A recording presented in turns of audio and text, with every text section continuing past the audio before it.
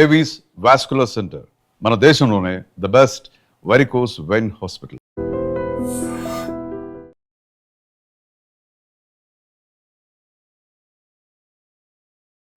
KCR sir నమస్తే, good morning.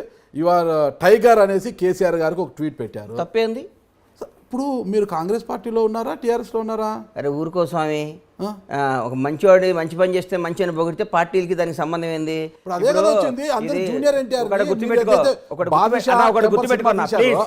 గుర్తుపెట్టుకో, చెప్పండి. అవతల పార్టీ ఉన్నాను, యువతల పార్టీ ఉన్నాను, ఆ ఇంట్లోనే ఇంట్లో ఉన్నాడు కదా. మంచిని మంచి అనాలి, చెడుని చెడు అనాలి. నా కొడుకు తప్పు చేసినా నా కొడుకుని తిట్టాలి. పక్కోడు నాకు శత్రువు కొడుకు మంచి పని చేసినా పొగడాలి. పొగిడితేనే క్యారెక్టర్. ఊరికే వాడు మంచి చేసినా కానీ అని తిడితే అది రాజకీయ వెట్ అవుతుందండి. ఓకే, మరి స్టికానే ఉండాలి కదా, నిలబడాలి కదా. కేసీఆర్ గారిని టైగర్ అన్నప్పుడు నిలబడాలి కదా. అంటే జూనియర్ ఎన్టీఆర్ ఫ్యాన్స్ నుంచి వ్యతిరేకత రావడం, జూనియర్ ఎన్టీఆర్ గారు మళ్ళీ ట్వీట్ చేశారండి. జూనియర్ ఎన్టీఆర్ టైగర్ అంటూ మళ్ళీ ట్వీట్ చేశారు కదా. గుర్తుపెట్టుకో అన్న, ఒకటి నువ్వు గుర్తుపెట్టుకో.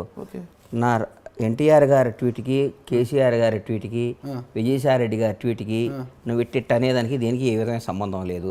నంబర్ 1, కేసీఆర్ గారు నేను ఆ రోజు ఎందుకు చేశానంటే, నేను ఆ రోజు నారాయణపేట ఏదో పని నుండి వెళ్తే, నారాయణపేట పక్కన మా పొలం ఏదో రిజిస్ట్రేషన్ ఉంటే పోయేస్తుంటే అక్కడ రైతులతో మాట్లాడితే వాళ్ళ ఆనందం, ఆ సస్యశ్యామలో, ఆ వాటరు ఏందా, నీళ్ళ పంచాయతీ ఏంది, నీళ్ళు ఎట్లున్నాడు, మనకి బేఫికర్ సార్, ఒక 2-3 ఏళ్ళు వర్షాలు లేకున్నా ఏం కాదు సార్ అని మాట్లాడుతుంటే, ఈ కేసీఆర్ గారు వచ్చిన తర్వాత ఆ డెవలప్మెంట్ చూసి బై గాడ్ ఇంకో ఇంటెన్షన్ కూడా లేదు నాకు.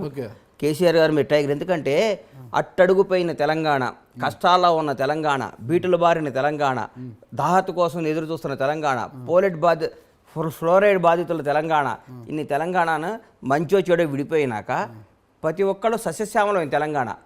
సస్యశ్యామలం, నేను only I'm talking about lands, agriculture, water. అంతేగాని మీరు కేసీఆర్ నచ్చాడా, అవినీతి లేదా, ఇవన్నీ నువ్వు 100 క్వశ్చన్లు వేసి తిరకాసి పెట్టి శకుని క్యారెక్టర్ నా ముందు చేయకు. శకుని లాగా చేయకన్నా నేను వాస్తవంగా చెప్తున్నా. నేను ఆగన్నా, కేసీఆర్ గారు ఆ విషయంలో నచ్చి సార్ వాళ్ళ రైతుల్లో ఆనందం చూసి కేసీఆర్ సార్ టైగర్ అని పెట్టా. అంతేగాని దాని వెనకాల ఒక స్కెచ్ చేసి, దానికి ఒక మాస్టర్ ప్లాన్ వేసి, దానికి ఒక బోర్డు మీటింగ్ పెట్టి, నీలాంటి 10 మంది సలహాలు తీసుకొని ఒక్క పెడతాను. సలహాలు తీసుకోలేదు, జూనియర్ ఎన్టీఆర్ గారికి అంటే పాపం వాళ్ళ ఫ్యాన్స్ హీరో గారు అన్నారని ఫీల్ అయ్యారు. ఎన్టీఆర్ అనేవాడు నా హీరో, నాకు ఎప్పటికీ నాకు ఆ రెస్పెక్ట్, ఆ గౌరవం ఉంటుంది. నా ప్రాణం పైన నేను ఎన్టీఆర్ గారిని కామెంట్ చేయటం అట్లా చేయను, నాకేం అవసరం అండి. మెగా ఫ్యామిలీకి మీరు చాలా దగ్గర ఉంటారు కాబట్టి, కేసీఆర్ గారు మెగా ఫ్యామిలీని చాలా గౌరవిస్తుంటారు సార్. అందులో ప్రసోదితో పొద్దున్నే తీసుకొచ్చి మెగా ఫ్యామిలీ దగ్గర కాబట్టి ఎన్టీఆర్ దూరమా అంటే ఒకటి దగ్గర ఉంటే ఒకటి దూరం ఉండాలనా? అదే కదా జరుగుతుంది. ఎవడండి చెప్పింది మీకు? అదే కదా జరుగుతుంది. అరిగిపోయిన గ్రామ్ ఫోన్ రికార్డు లాగా నేను ఎప్పుడు ఫ్రెష్ గానే ఫ్యామిలీకి దగ్గర ఈ ఫ్యామిలీ దూరం డిసైడ్ చేయడానికి నేను ఎవరు కాదు, నేను ఒక జర్నలిస్ట్ గా ఎక్కడుతాను. ఏ ఫ్యామిలీ దగ్గర ఏ ఫ్యామిలీ అంటే నాకు ఎన్టీఆర్ తో నాకు శత్రుత్వం ఉందా? నేను ఒక సినిమా తీయలా, ప్రభాస్ అంటే నాకు ఇష్టం, నేను ఒక సినిమా తీయలా, మహేష్ బాబు అంటే నాకు గౌరవం, నాకు ఒక మెగా ఫ్యామిలీ అంటే అభిమానం, అట్లాగే ఎన్టీఆర్ అంటే కూడా అభిమానం. నాకు ఒక ఫ్యామిలీతో దగ్గర ఉంటే ఒక ఫ్యామిలీకి దూరం కాదు కదా. నువ్వే కాదు, పోసాని ఫ్యామిలీకి ఎందుకు దూరం కావాలనుకున్నారు? పోసాని చావు మామూలుగా ఉండదు, అది ఇది మాట్లాడారు కదా. పోసానికి నాకు చావు మామూలు దూరమేం కావాలి. నువ్వు మాట్లాడుతుంది నా హీరో గురించి, ఎన్టీఆర్ అనే వాడి గురించి దగ్గర నుంచి నేను లబ్ధి పొందా. ఎన్టీఆర్ గారితో నేను 2 సినిమాలు తీసా, ఎన్టీఆర్ గారితో నాకు ఒక రిలేషన్ ఉంది, ఎన్టీఆర్ గారితో నాకు బంధం ఉంది, ఎన్టీఆర్ గారితో 2 బ్లాక్ బాస్టర్ సినిమాలు తీసా. ఒక సినిమా సూపర్ హిట్, ఒక సినిమా బ్లాక్ బాస్టర్ హిట్. అది సినిమాలో పెట్టుకోవాలి, వ్యక్తిగత ఎందుకు వస్తారు? సినిమాలో వ్యక్తిగతంగా వచ్చానా? అవును, పోసాని చావు మామూలుగా ఉండదంటే చెప్పడానికి మీరెవరు? నువ్వు ఫస్ట్ ఇది కట్ చేశారంటే నేను నూరుకొని చెప్తున్నా. కట్ చేయండి. ఫస్ట్ నీ మానసిక పరిస్థితి బాలా.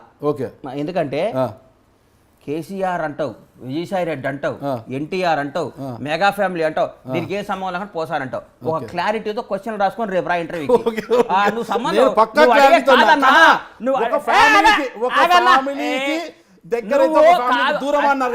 దానికి వివరాలు చెప్తున్నా నేను. నువ్వు వేరే వాళ్ళు ఇరికించుకో, నీ వల్ల నువ్వు పెట్టే బోన్లో ఎలికలు చాలా ఉంటాయి, పడేయి. బండ్లా గణేష్ పడ్డావు, నువ్వు 1 by 1 క్వశ్చన్ కరెక్ట్ గా అడుగు. నువ్వు 1,00,000 క్వశ్చన్లు అడుగు, నేను 1,00,000 సమాధానం ఇస్తా. ఓకే. సంబంధం లేని మాటలు మాట్లాడుకో. నేను నువ్వు ఎత్తుకునేదే తప్పు. ఆంధ్ర అన్నావు, విజయసాయిరెడ్డి గారు అన్నావు, ఆన్సర్ ఇచ్చా. కేసీఆర్ గారు అన్నావు, ఆన్సర్ ఇచ్చా. ఎన్టీఆర్ గారు అన్నావు, ఆన్సర్ ఇచ్చా. చిరంజీవి గారు అన్నావు, మెగా ఫ్యామిలీ అంటే ఆన్సర్ ఇస్తా. మళ్ళీ ఇంకో పోసాని అడుగు, ఆన్సర్ ఇస్తా. అంతేగాని దాన్ని దీన్ని కింద పైన పెట్టి నన్ను ఇబ్బంది పెట్టాలి. లింకులు పెట్టడం నువ్వు ముందు నిద్రపోకుండా రాసుకొని వస్తావు. ఈ నెట్ట లింక్ పెట్టాలని. నేను లింకు కానీ గింకు కానీ పెట్టను. నువ్వు 9 దాకా నీ ప్రోగ్రామ్ ఎట్టకు కొట్టాలని చూసా. మళ్ళీ నన్ను తిడతావు. నన్ను మనకున్న రిలేషన్ తో మళ్ళీ నేను వచ్చి నేను ఒప్పుకున్నా. నేను ఎందుకు అన్నానంటే ఒక ఫ్యామిలీకి దగ్గర ఉంటే ఒక ఫ్యామిలీకి దూరం అయినట్టు అన్నారు కదా, దానికి సీక్వెన్స్ ఇది అన్నాను. ఎన్టీఆర్ ఫ్యామిలీ ఏంది, మెగా ఫ్యామిలీ ఏంది, నువ్వు మాట్లాడే మాటలు ఏ ఇష్యూలో అన్నాను, ఏ ఇష్యూలో అన్నాను అడగవే. మీరు చెప్పండి ఆ ఇష్యూ ఏంటో మీరు చెప్పండి. స్వామి నేను అన్నాను కదా పోసాని గాని ఎందుకు ఆ మాట అన్నారు మరి? ఆ ఫ్యామిలీ కూడా ఒక ఫ్యామిలీనే కదా, ఆ ఫ్యామిలీకి ఎందుకు దూరమైన? చెప్పండి. ఒక తల్లిని ఆ రోజు ఒక తల్లిని కామెంట్ చేశాడు కాబట్టి ఒక అమ్మని మనకేం మనకి జన్మనిచ్చి మనకి తన పాలు ఇచ్చి తన బిడ్డలను మోసి 9 మాసాలు కానీ బతకండి రా నాయనని పంపిస్తే మన అమ్మమ్మని ఏం చేసిందండి? అమ్మని తిట్టడం అవన్నీ తిడితే ఆ రోజు హట్ అయ్యి అన్నా కానీ నాకు అంతేగాని నువ్వు బండ్లాగా నిమిషం కోపమంటే నన్ను తిట్టు, నన్ను కొట్టు, నన్ను. కానీ మా అమ్మ నాయన ఏం చేశారు సార్?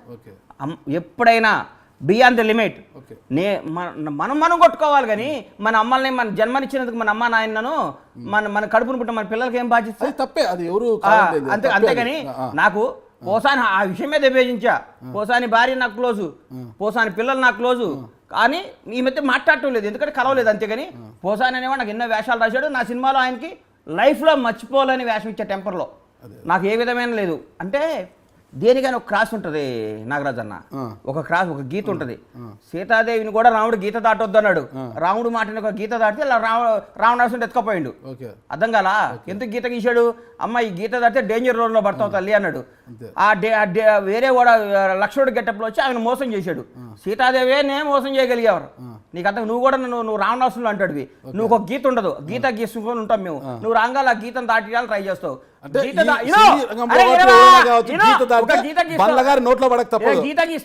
గీత గీసి ఎట్లా కొట్ల మమ్మల్ని నాన్న సంకల్ నాకు గీత దాటిస్తావు. ఆ దాటినాక నువ్వు మమ్మల్ని ఫుట్బాల్ ఆడుకొని గీములు చేసి రాజశేఖర రెడ్డి గారు ఓడిపోయారా అంటావు. ఏదో ఒక తప్పు గవక్కరంటావు. దాన్ని 100 ఏళ్ళు ఇవన్నీ కాదయ్యా నువ్వు. అందుకనే గీత దేనికైనా ఒక గీత ఉంటుంది. ఈ గీత యువతలో నన్ను 100 క్వశ్చన్లు అడుగు. నన్ను కనిపిజి చేసి గజిబిజి చేసి తప్పు చేసి రాంగ్ చేసి నువ్వు నన్ను గీత దాటియకు. దాటిస్తే గజిబిజి చేస్తే ఎవరు గజిబిజి చేస్తే మీరు గజిబిజి అవుతారా? అమ్మోని